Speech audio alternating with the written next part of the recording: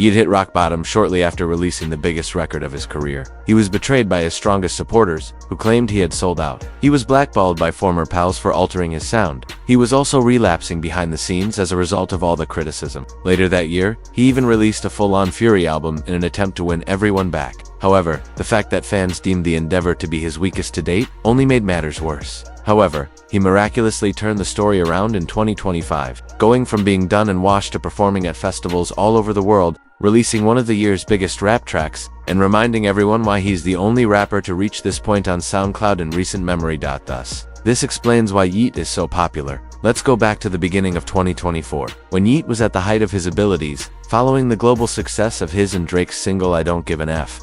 He was sitting at about 30 million monthly listeners. For him, this was crucial at this point. His next album had to be a huge hit, because of the amount of attention and buzz that surrounded his name following his outstanding performance on the song. The timing couldn't have been more ideal for going mainstream. Either Yeat's Whole Red or his Eternal Atake had to be this. It is quite unlikely that he will ever again generate this level of excitement around his name. He therefore needed to establish himself as more than simply a TikTok meme rapper in order to advance his career as a mainstream artist. He would release 2093 on February 16, 2024, and Yeat himself described the significant shift in sound in an interview with 032C magazine. It seems like 10 albums have passed between the previous record and this one that will be released. People don't know what it will sound like. It's like a dystopian civilization in 2093. In contrast to his earlier albums, in which he rapped on tragic and Benny X rage beats, Yeat released a futuristic, experimental album that was reminiscent of Travis Scott, something that nobody really believed he could pull off.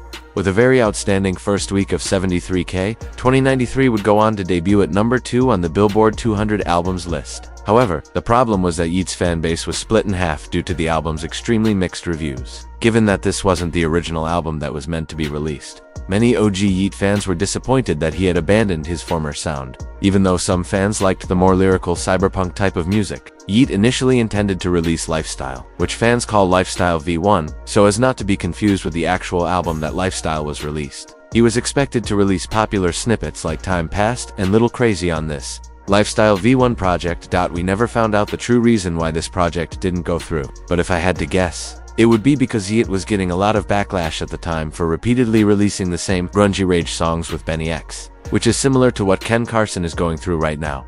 Some of this do sound repetitive. Okay.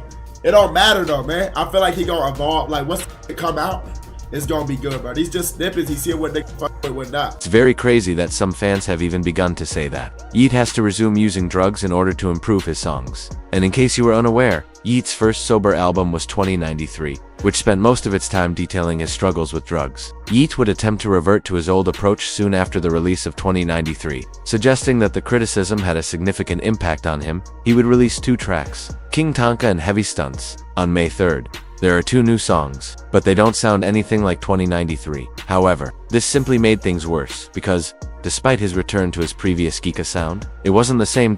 So consider this. He was in a very difficult situation. His newfound fanbase from 2093 didn't enjoy this angry tone. The new songs he recently released didn't have the same impact on his original followers who enjoyed the anger sound. It appeared like Yeat was regrettably back on drugs, possibly as a result of the criticism from his own fans, as several fans even noted that there was a line of sugar on the table in an Instagram live sample. Yeat was even criticized for this by some of his industry acquaintances. Fellas started making that EDM and lost his fans. Can tweeted, "MF is now making an effort to be buddy once more. SMH. The formula will never work, but when will you recognize that? When MF isn't feeling it, go back to black music after creating white? Only Post Malone was able to use it. That's all. It wasn't only Can either." Opium, one of Yeat's main rivals, also began disparaging him. It seemed like everyone was against him. To put it mildly, this was a challenging role for him in his career, even though 2093 was a major success, 2 of his biggest singles, If We're Being Real and Breathe, had hundreds of millions of streams. He was also under pressure from many of his followers and underground listeners to go back to his previous sound. Therefore, Yeat would post on his Instagram story that he would be releasing 2 full-length albums this year in an effort to disprove everyone and prove that he is the greatest. That wasn't even shocking if you know Yeat's work ethic, as he released 3 albums in 2021, he released an EP, a deluxe tat, and an album in 2022. He simply has a different build. This leads us to Yeat's Lifestyle. his second album of the year, which was released in October 2024 and featured artists including Lil Durk, Don Toliver, Summers, and Kodak Black. Yeat released an album called Full Rage, which is completely different from the one he released 8 months prior. However, this project also received highly mixed reviews, so it didn't turn out the way he had hoped. Although Yeat's return to the anger style was welcomed by the quote-unquote original fans, it wasn't the same and seemed like a lesser, less exciting, and dumbed-down version. His more recent admirers, who genuinely liked 2093, had little interest in this. Anthony Fantano, who I believe is disliked by many, put it succinctly when he said, "It's like he regressed." And even though Lifestyle here is coming out not that much long after, I still went into this project with high hopes. But I guess I should have known better, because if you are at all familiar with Yeat's catalog and trajectory, the title here most definitely signifies something: regression. It's funny because as successful as that album was, there was a very loud and vocal contingent of people in Yeat's fanbase who wanted him to go back to a sound and a writing style that was more reminiscent of his records such as To Alive. In my opinion, the album 2093 had a much more intriguing sound. This CD is alright for someone who discovered Yeat on 4L. When production dwindles, he lacks the energy to compensate. In comparison to Yeat's standards, this endeavor truly felt like a step down. Beats that were repetitive since they used the same rhythms. Most of the songs were repeated, his flows were uninteresting, and there wasn't much variety overall, because to its repetition, the majority of Yeat followers literally dubbed this project loop style. The more experimental pieces, such Gone for a Minute and Forever Again, were amazing. But there were also some fantastic songs, including Orchestrate and Be Quiet. That's the norm for Yeat. He creates hits. Overall though, it was evident that he was less proud of this album than 2093, according to him. The entire project was completed in about 4 hours. Additionally, I believe he is aware that this album wasn't very good because he recently gave the project the finger in an Instagram story. What he meant by that is unclear to me. Additionally, the project did not do well in terms of numbers. When you look at the stats, you may initially think, wow, it sold 89K first week and debuted #1. However, he only sold 29K from actual streaming. The remainder came from vinyls and merchandise bundles, which was highly upsetting because it meant that Yeat's sales were lower than those of his 2022 project To Alive. Let's just say that it was, if not the lowest moment of Yeat's career, then at least a very confused one. He released an experimental record and drastically changed his sound, but he has since essentially gone back in time. To appease his supporters, he may have reverted to his original style, but even they don't like it. What will Yeat do next is the question now. Can he get his hype back? Because what style is he even going to choose?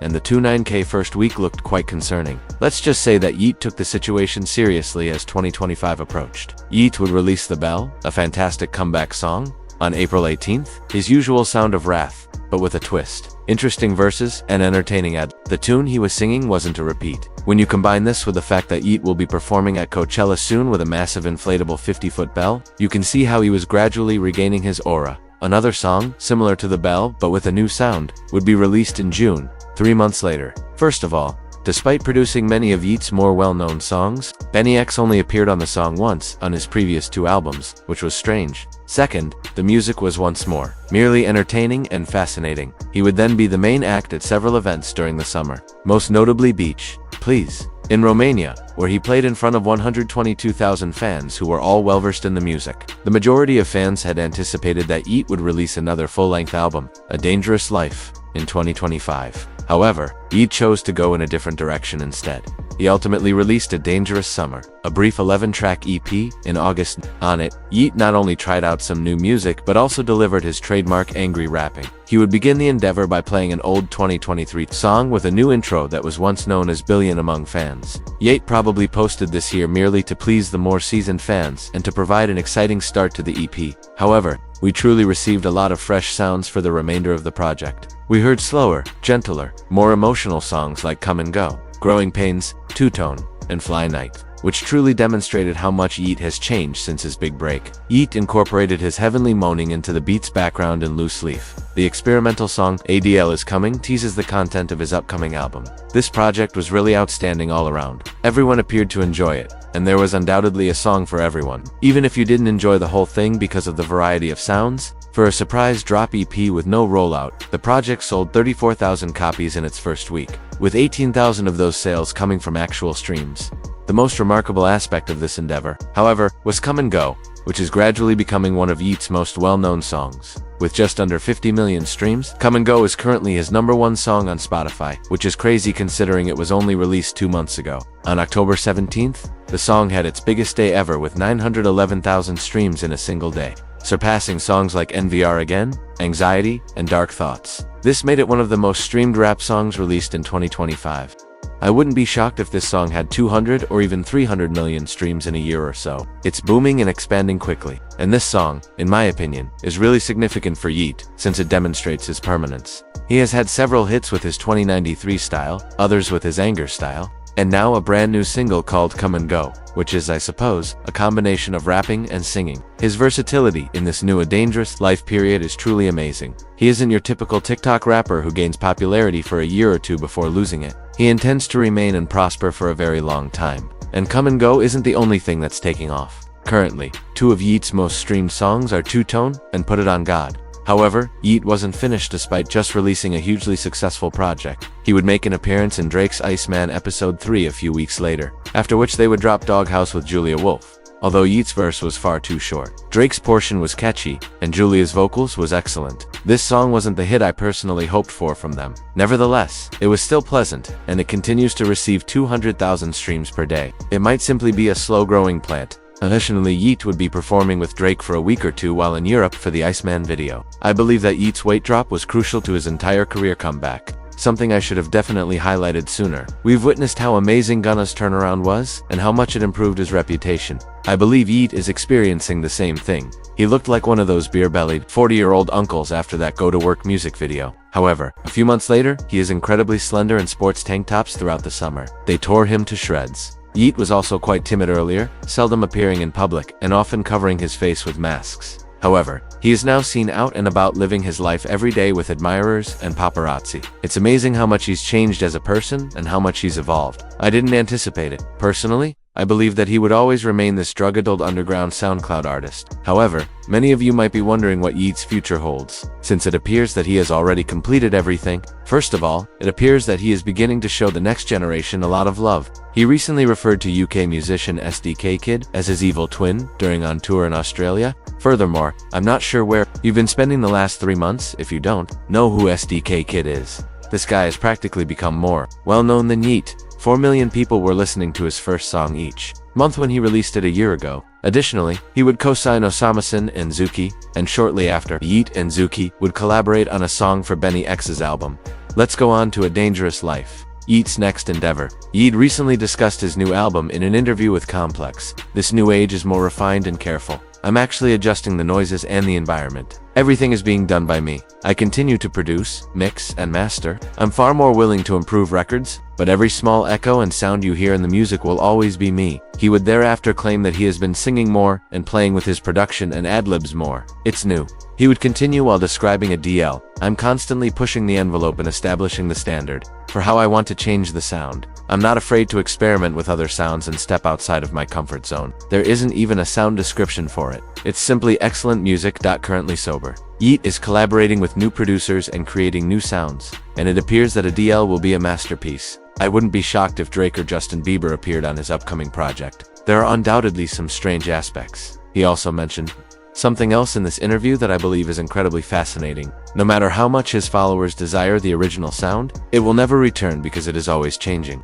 A lot of those folks enjoy it because it's a fascinating niche product that only they are aware of. They therefore wish to maintain it that way, because they discovered it before everybody else. The original fans will feel protective and won't want anything to change. Even if they first object, it's all about showing them where I'm heading. True fans of mine will develop alongside me and value my work. I also want them to change as I do. That's the main idea. Leading a change can occasionally be viewed from various angles. However, I would like it to be shared. You cannot take that away from me. I will always be Yeat. Therefore, the difference between the old and new Yeat is simply my aging. I am unable to perform the same song 50 times in a row. That's why Yeat is so popular. He seemed to have encountered some difficulties in 2024, but he is presently thriving more than ever in 2025. I hope you all had fun. Comment, like, and subscribe. I'll see you all in the next one, and have a wonderful day.